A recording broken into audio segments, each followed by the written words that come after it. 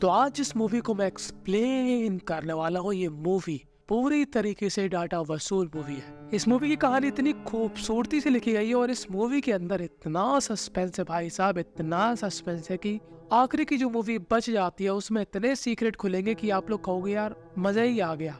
और मूवी का नाम भी यही कहीं लिख कर आ रहा होगा। खैर बिना समय गवाए डायरेक्ट करते हैं इस मूवी को स्टार्ट। तो मूवी स्टार्ट होती है जहाँ पर हमको दो बच्चे दिखाए जाते हैं। इस लड़की का नाम होता है शैलू और इस लड़के का नाम होता है रवि। रवि और शैलू काफी अच्छे दोस्त हैं। अगर शैलू को कुछ भी चाहिए रवि तुरंत उसके लिए वो चीज प्रस्तुत कर देता है। यानी कि भाई को बचपन में ही बचपन का प्यार मिल चुका है और रवि शैलू के खाने के लिए आम से लेकर शैलू को परेशान करने वाले की तक सब तोड़ सकता है। इतना वो उसको पसंद करता है और शैलू भी उसको पसंद करती है। पर शैलू के घर में काफी समस्या है। दरअसल शैलू की माताजी मर चुकी थी और शैलू के पिताजी ने दूसरी शादी कर ली और दूसरी माँ तो हम सभी को मालूम साक्षात शैतान का रूप। तो वो शैलू को बिल्कुल भी पसंद नहीं करती और शैलू के पिताजी और शैलू की सौतेली माता यही चाहती है कि जो शैलू के नाम पर जमीन है वो जमीन वो इनको दे दे और बदले में ये दोनों उसकी केयर करेंगे, क्योंकि अभी शैलू की केयर करती है शैलू की दादी माँ। और शैलू की जिंदगी में बस यही पंचायत है और शैलू यहाँ से चली जाती है कि तभी यहाँ पर रवि के पापा आ जाते हैं और रवि यहाँ से भाग जाता है। पर रवि के पिताजी शैलू से काफी प्यार से बात करते हैं, पर ये वाला प्यार नहीं होता, केयर वाला। ये प्यार वैसा ही होता है जैसे कि हम लोग क्राइम पेट्रोल सावधान इंडिया के जो ठरकी लोग होते हैं उनमें देखते हैं। और अगले ही शाम इसी आदमी यानी कि रवि के पिताजी के घर में आग लग जाती है और रवि के साथ साथ उसके पिताजी का हो जाता है राम नाम सत्य। और इस घटना को देखकर सबसे ज्यादा दुखी होती है शैलू, क्योंकि उसके बचपन का प्यार अब राख में मिल चुका था। खैर अब इस घटना को बीते हुए हो जाते हैं 10 साल। खैर अब इस 10 साल में इस गाँव के अंदर काफी घटनाएं घट चुकी है जो कि हमको आगे मालूम चलेंगी। अब इस गाँव में ये दो आदमी मस्ती में चलते हुए आ रहे होते हैं। इस मोटे का नाम होता है काशी और उसके साथ ही अंधा आदमी होता है जिसको हम बुलाएंगे पप्पू। तो ये लोग क्या देखते हैं कि गांव के एक घर की दीवार के पास काफी भीड़ जमा है और जैसे लोग उसके करीब जाते हैं ये लोग क्या देखते हैं कि इस दीवार पर कुछ लिखा हुआ है और अब काशी यहाँ पर पढ़ के सुनाता है। अब देखो इस मूवी के अंदर जो कैरेक्टर के नेम है वो काफी बड़े और अटपटे से हैं, इसलिए मैं इस मूवी के कुछ कैरेक्टर के नेम अपने हिसाब से रखूंगा ताकि आप लोगों को आसानी हो समझने में। मतलब आप लोग देख रहे हो मुझे आपकी कितनी परवाह है। तो यार इतनी परवाह यार कौन करता है आज के जमाने में, यार एक सब्सक्राइब कर दो ना। खैर काशी सबको पढ़ के सुनाता है कि गांव की रानी और राम प्रकाश के बीच में चक्कर चल रहा था और पास में ही रानी का पति खड़ा होता है और वो काफी गुस्से में आ जाता है और कहता है कि आज मैं अपनी बीवी को निपटा ही दूंगा। पर तब ये लोग क्या देखते हैं कि वो दोनों ही पहले से ही निपट चुके हैं। जी हाँ, इन दोनों की ही मौत हो चुकी है। और तभी इस भीड़ के बीच में से एक महिला आती है और यहाँ पर ये बुड्ढा कहता है अबे तू कहाँ जा रही है, सब्र कर ले। तभी ये महिला इस बुड्ढे के मुंह पर खींच के एक चांटा मारती है और कहती है कि मैं इस इलाके की नई एसआई हूँ। अब एसआई कहती है कि यार ये तो मर्डर वगैरह लग रहा है, पोस्टमार्टम होगा। तभी गांव के लोग कहते हैं कि अबे तू कौन होती है, पहले लैंडलॉर्ड को आने दे यहाँ के, वो फैसला लेगा। और लैंडलॉर्ड का नाम होता है प्रकाश और प्रकाश की बीवी का नाम होता है राजेश्वरी। अब एक तरफ प्रकाश जो कि काफी गुस्सैला आदमी होता है और काफी ज्यादा खुन्नस में रहता है हर समय कि उसके पिता ने आखिर क्यों इन गांव वालों को अपनी जमीन दे दी रहने के लिए, और दूसरी तरफ उसकी बीवी जो कि काफी कोमल स्वभाव की होती है, कुछ ज्यादा ही कोमल। पर इस मूवी की कहानी ना इतनी आसान नहीं है जितनी अभी चाह रही है। आखिर में ऐसा मजा आएगा ना भाई साहब, तुम लोग भी कहोगे यार ऐसी ही मूवी और चाहिए। खैर अब प्रकाश यहाँ पर नशे की हालत में इस भीड़ के पास जाता है और एसआई से कहता है कि तुमने जहर खाया है, यानी कि तुमने आत्महत्या करी है, पोस्टमार्टम की कोई जरूरत नहीं है, तुम्हारा काम हो गया, जाओ यहाँ से। मतलब सीधी सीधी बात है कि यहाँ पर प्रकाश का होता है रौला। अब प्रकाश ने जो कह दिया सो कह दिया, वो चीज हो गई पत्थर की लकीर। चाहे एसआई आए, चाहे कमिश्नर आए, चाहे कोई भी आए, गांव वाले बात मानेंगे सिर्फ प्रकाश की। अब इस घटना के बाद गांव में थोड़ा डर का माहौल था, पर काशी को घंटा फर्क नहीं पड़ता। काशी का मिशन सिर्फ एक ही है, उसको बस करना है लौंडियाबाजी, जो कि इस समय चालू थी इस महिला के साथ जिसका नाम होता है नागमणि। पर नागमणि उसको भाव नहीं देती क्योंकि नागमणि का किसी और से चक्कर चल रहा था जो कि था मुंशी। अब यहाँ से सीन शिफ्ट होता है और हमको दिखाया जाता है एक आदमी। ये आदमी दरअसल होता है एक डॉक्टर जो कि काफी अच्छा इंसान होता है, जो कि लोगों की मदद करता है। अगर किसी के पास पैसे नहीं है तो वो उनको पैसे देता है, इलाज भी करता है, मतलब एक सज्जन इंसान होता है। और कुछ दिनों बाद इस गाँव में एक शादी होती है जहाँ पर ये फोटोग्राफर जिसका नाम होता है शिवा शिवा के बारे में मैं आपको पहले बताना भूल गया। जब वो दोनों की डेथ हुई थी तब शिवा वहाँ पर फोटो खींच रहा था और आज भी शिवा यहाँ पर फोटो खींच रहा है क्योंकि वो एक फोटोग्राफर है। अब इस गांव में कुछ दिनों के बाद एक काफी बड़ा मेला लगने वाला था जिसके लिए पुजारी प्रकाश के घर में चंदा मांगने आता है। पर प्रकाश कहता है तेरी बहन की निकल यहाँ से। पर प्रकाश की बीवी राजेश्वरी देवी कहती है अरे आप खाली हाथ मत जाइए, मैं हूँ ना, मैं आपको चंदा देती हूँ, आप लोग धूमधाम से मेले का आयोजन कीजिए। और यहाँ पर मस्त धूमधाम से मेला मनाया जाता है कि तभी मेला खत्म होने के बाद जो अगला मंगलवार पड़ता है उस मंगलवार को वही सेम घटना होती है जो कि कुछ दिनों पहले हुई थी। एक दीवार में लिखा होता है कि गांव की नागमणि का मुंशी के साथ अफेयर है और अब पूरा गांव दोनों को ढूंढने लगता है। और वो लोग क्या देखते हैं कि इन दोनों को किसी ने पेड़ से लटका दिया है। और तभी यहाँ पर आती है एसआई। अब गांव के लोग एसआई से चिढ़ते थे क्योंकि वो नहीं चाहते थे कि किसी भी गांव के इंसान का पोस्टमार्टम होए, क्योंकि ये लोग इस चीज को एज मतलब एक बेइज्जती टाइप के मानते थे। और तभी यहाँ पर आता है प्रकाश। पर आज थी एसआई पूरी फॉर्म में। वो कहती है अबे ध्यान से सुन, यहाँ कहीं आस पास सीढ़ी नहीं लगी है, मतलब आत्महत्या तो है नहीं, किसी ने इनको पहले मारा है फिर लाकर इनको ऊपर टांगा है। तो अब मैं चाहती हूँ कि जो भी घटना हुई है उसमें तू अपनी टांग बिल्कुल भी मत अड़ाए। मैं इन दोनों का पोस्टमार्टम कराऊंगी और जो भी इन सब के पीछे है उसको सजा मिलेगी। और प्रकाश भी यहाँ पर शांत रह जाता है क्योंकि एसआई जो बोल रही थी वो एकदम सही बोल रही थी। पर हमारे साथ साथ एसआई, प्रकाश और इन सभी गाँव वालों को नहीं मालूम था कि आखिर ये सब कौन कर रहा है और क्यों कर रहा है। कि तभी गांव वाले एक बात नोटिस करते हैं कि जो भी कत्ल हुए हैं वो मंगलवार के दिन हुए हैं। और ये लोग फैसला लेते हैं कि जो अगला मंगलवार पड़ेगा उसमें सभी लोग चौकन्ना रहेंगे, गांव के चारों तरफ चौकीदारी करेंगे और उस व्यक्ति को पकड़ेंगे जो कि हमारे चामोदरा। और अब हमारा पप्पू अनाउंस कर देता है कि सुनो सुनो सुनो, सभी गाँव वाले सावधान हो जाए। जो व्यक्ति घर की दाल बाटी छोड़ के बाहर चिकन चबा रहे हैं वही ऊपर जा रहे हैं, तो अपनी भावनाओं पे करो नियंत्रण और किसी के साथ भी बाहर चक्कर न चलाए। और आज की रात ये डॉक्टर जंगल के बीच से गुजर रहा होता है कि तभी उसको एक कुएं के पास एक भूत जैसी लड़की दिखाई देती है। और डॉक्टर कहता है शैलू। तो शैलू वही है जिसको हमने उसके बचपन में देखा था। पर आखिर शैलू के साथ ऐसा क्या हुआ था ये हमको मालूम चलेगा अब 18 महीने पहले की कहानी से। तो अब हमको दिखाई जाती है शैलू की कहानी जो कि अपने कॉलेज जा रही होती है और शैलू का इंग्लिश टीचर उस पर खुलेआम जिंदा लाइन मार रहा होता है। वो शैलू से सीधा सीधा कहता है कि देखो शैलू, मैं चाहता हूँ कि मैं तुम्हारी ले लूं सारी परेशानी और साथ में ही ले लूं तुम्हारा दुख। और हम सभी को मालूम कि लड़कियों की कमजोरी क्या है, ये ऐसी इच्छा प्रीस वाली लाइंस। तो शैलू भी हमारे इस टीचर के प्यार में गिर जाती है और दिन रात बस अपने टीचर के बारे में सोचती है। पर सोचने तक तो ठीक था, शैलू एक कदम और आगे बढ़ जाती है। मतलब वो अपने टीचर को सिर्फ दिमाग में रखकर उनके साथ चरम सुख के सपने देखकर अपने आप को संतुष्टि देती है। उंगली डाल के जो चक्री घुमाई घर घर घर घर घर घर घर। मतलब आप लोग समझ ही गए होंगे और जो लोग नहीं समझे वो छोटा भीम देखें। अब ये दोनों ही एक दूसरे को पसंद करते थे और इनका प्यार एक स्टेप और आगे बढ़ता है। ये टीचर शैलू का हाथ पकड़ता है और अब शैलू को भी संस्कारी होने का मन करता है और ये दोनों ही ताबड़तोड़ संस्कारी होते हैं।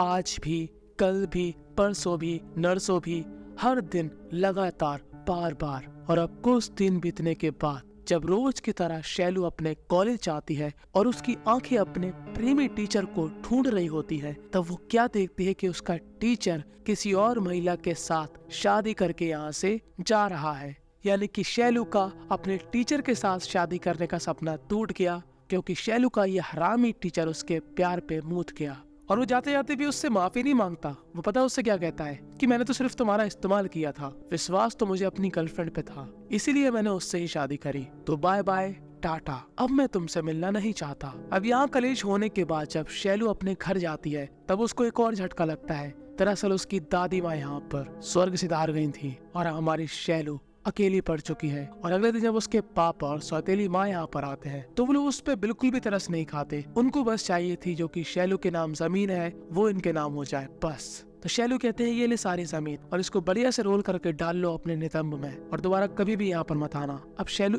बिल्कुल से ही अकेली पड़ चुकी है और शैलू जब भी स्ट्रेस में होती शैलू को संस्कारी होने का मन होता। जी हाँ, अब ये बात आपको काफी अजीब लग रही होगी पर इसका खुलासा बाद में होगा। तो अब शैलू एवी किसी के साथ भी संस्कारी हो जाती और लोगों को ऐसा लगने लगा था कि शैलू संस्कारी होने की भूखी है, तो कुछ लोग उसके साथ जबरदस्ती भी करते थे। और जब भी शैलू को ये संस्कारी वाली भावना आती है, शैलू अपने हाथ में कस के रबड़ खींच के मारती है और जब उससे कंट्रोल नहीं होता तो मजबूरन उसको किसी न किसी के साथ संस्कारी होना पड़ता है। और जब वो अपने गांव के इस मुंशी को मना कर देती है तो ये शैलू के ऊपर झूठा नाम लगा देता कि ये चोरी करके यहाँ से भाग रही थी। और अब शैलू बस यही चाहती है कि उसकी वो वाली फीलिंग्स उस पर हावी ना हो, और जब भी उसको ये फीलिंग्स आती है वो अपने आप को काफी दर्द पहुंचाती है। और अब कुछ दिन बीतने के बाद अचानक से शैलू एकदम खुश रहने लगती है। आखिर बीते कुछ दिनों में उसके साथ ऐसा क्या हुआ था जो कि शैलू अब खुश रहने लगी थी, वो हमको मालूम चलेगा बाद में। फिलहाल उसके घर के बाहर गांव के सभी लोग आ जाते हैं और उसको घसीट के प्रकाश राज के पास ले जाते हैं और कहते हैं कि ये महिला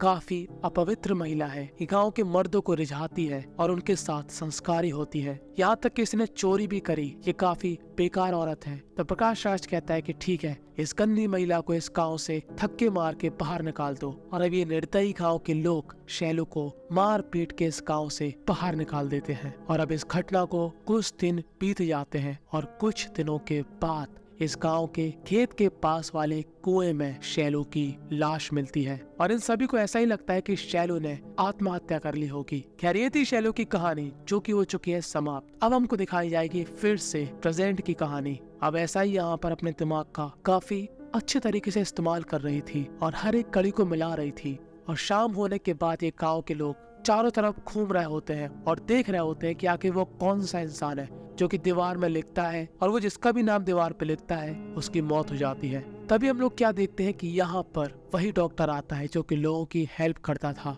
वो यहाँ पर अपने बैग से एक चौक निकालता है और इस दीवार पर कुछ लिखने लगता है कि तभी यहाँ पर वो ऐसा ही आ जाती है और कहती है कि मुझको तेरे पे ही शक था। अब इससे पहले डॉक्टर यहाँ से भागे, इन दोनों के बीच हाथापाई होती है और डॉक्टर यहाँ पर बेहोशी का इंजेक्शन एसआई के गले में लगा देता है और बांध के अपने अड्डे पर ले जाता है। और अब एसआई पूछती है कि तूने ये सब क्यों किया, तू क्यों आखिर निर्दोष लोगों को मार रहा है। तो अब डॉक्टर बताएगा इस एसआई को ये सब करने का रीजन। तो ये डॉक्टर बताता है कि शैलू जब दर दर भटक रही थी और उसके बारे में लोग यही कहते थे कि ये काफी मर्दों के साथ संस्कारी हो चुकी है, इसलिए उसकी कोई मदद भी नहीं करता था। तो ये जिम्मा मैंने लिया। मैंने सोचा क्यों ना मैं शैलू की मदद करूं कि आखिर उसको क्या समस्या है।